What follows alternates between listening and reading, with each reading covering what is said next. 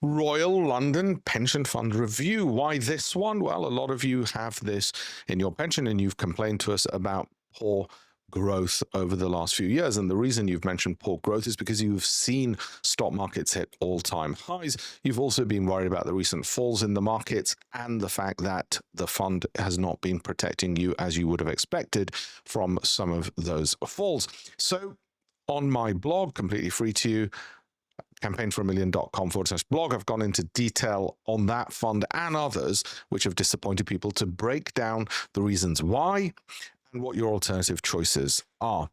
The key factor being for those people who want to migrate from just outsourcing their pension fund to a third party to actually handling it themselves in their own SIP or ISA, that's the focus area that we're helping them with. We're showing them how to x-ray what they own and then buy those instruments themselves where it makes commercial sense for them to do so, where there's growth tied into those.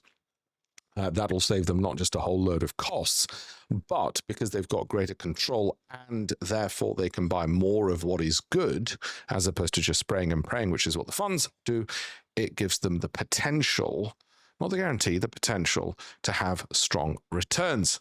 If you want to learn more, the link is in the bio. Go to alpeshpatel.com. And if you want to see that assessment and that analysis, and it's fairly detailed, go to campaignforamillion.com/blog. It's all in there.